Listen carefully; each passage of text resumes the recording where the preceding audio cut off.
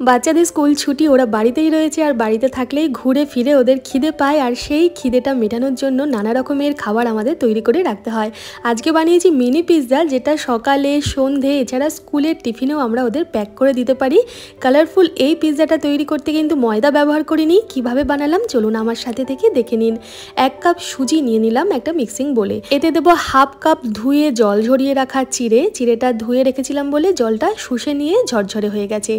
1/2 cup মতন খুব fresh টক দই দিলাম আর ওই কাপেরই 1/2 কাপ মতন জল দিলাম। পরিমাণ মতন লবণ আর সামান্য গোলমরিচের গুঁড়ো দিয়ে খুব ভালোভাবে এটাকে মিক্স করে নেব। রেসিপিটা তৈরি হতে কিন্তু খুব বেশি সময় লাগে না। এটা মিক্স করে ভালোভাবে তারপর ঢাকা দিয়ে রেখে দিয়ে আমি কিছু সবজি কেটে নেব। মিনিমাম 10 মিনিট সুজিটা টক দইয়ের সাথে ভালোভাবে মেখে রাখলে সুজিটা ফুলে ফেপে উঠবে। এরপর দেখুন কিছু সবজি কেটেছি, যার মধ্যে ক্যাপসিকাম, পেঁয়াজ, টমেটো আর ধনেপাতা আছে। সবই একই মাপের কাটার চেষ্টা করেছি। 10 মিনিট পর সবজি কাটা হয়ে গেলে মিক্স করে রাখা সুজি, চিড়ে, টক দই সহ সব একটা মিক্সিং বোলের মধ্যে দিয়ে দেব। দেখুন ভালোভাবে সুজিটা কিন্তু দইটাকে টেনে নিয়ে তারপর ফুলে ফেপে উঠেছে। বাটি ধোয়া 1 থেকে 2 চামচ মতন জল দিয়ে খুব ভালোভাবে এটা পেস্ট করে নেব।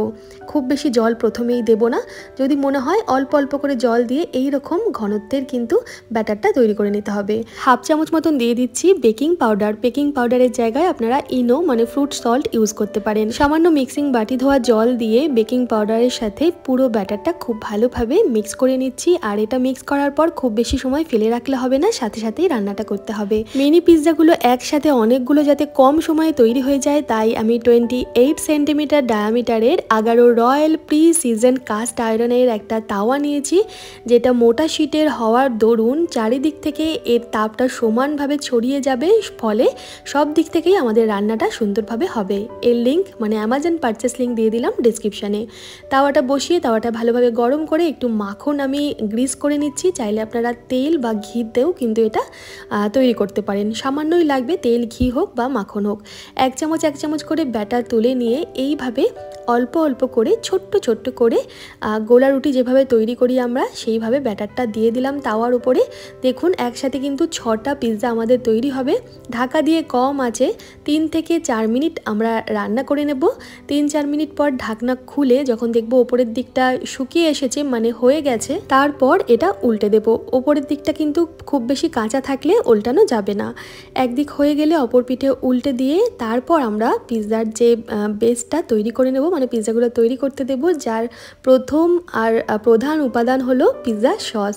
আমি এখানে 1 চামচ পিৎজা সস সমস্ত পিৎজাগুলোর মধ্যে অল্প অল্প করে দিচ্ছি। যেহেতু ছোট ছোট হবে পিৎজাগুলো, আমাদের কিন্তু অল্প অল্প উপকরণই এক একটা পিৎজাতে দিতে লাগবে। চামচের উল্টো পিঠ দিয়ে খুব ভালোভাবে সসটা এই পিৎজাগুলোর বেসের মধ্যে ছড়িয়ে দিলাম। আর ওপর থেকে এবার দেব আমি একটু চিজ স্লাইস। আপনাদের হাতের কাছে মোজারেলা চিজ থাকলে মোজারেলা চিজ দেবেন, কিন্তু আমার হাতের কাছে চিজ স্লাইস আছে, তাই স্লাইস চিজটাকে আমি ছোট ছোট টুকরো টুকরো করে কেটে চিজ স্লাইস দিলাম। আর তারপর যে সবজিগুলো কেটে রেখেছিলাম যেমন ক্যাপসিকাম, পেঁয়াজ, টমেটো, সেগুলো অল্প অল্প করে প্রত্যেকটা পিৎজার উপরে আমি বসিয়ে দিচ্ছি। টমেটোর জায়গায় আপনারা লাল বেল পেপার, হলুদ বেল পেপার থাকলে সেগুলো ইউজ করতে পারেন। আমি ঘরে যা ছিল তাই ইউজ করছি। কর্ন থাকলে সুইট কর্নও দিতে পারেন, খেতে ভীষণ ভালো লাগবে। একটা চিজ কিউব নিয়ে গ্রেটারের সাহায্যে গ্রেট করে করে অল্প অল্প করে চিজ দিয়ে দিচ্ছি ওপর থেকে। এটা দেওয়ার জন্য কিন্তু সবজিগুলো চাপা পড়ে যাবে। চিজ যখন মেল্ট হবে সবজিগুলো খুলে বাইরে বেরিয়ে আসার কোনো চান্স থাকবে না। আর চিজ দেওয়ার পরে আমি দিয়ে দেবো পিৎজার যে মূল উপাদান, সেটা অরিগ্যানো আর চিলি ফ্লেক্স। বাচ্চা খেতে পছন্দ করলে বা ঝাল খেতে চাইলে দেবেন, না হলে দেবেন না। আমি সামান্য চিলি ফ্লেক্স দিচ্ছি আর অরিগ্যানোটা অবশ্যই দেবেন, তাহলে কিন্তু পিৎজার স্বাদটা সুন্দরভাবে বেরিয়ে আসবে, মনে হবে যেন আমরা পিৎজাই খাচ্ছি।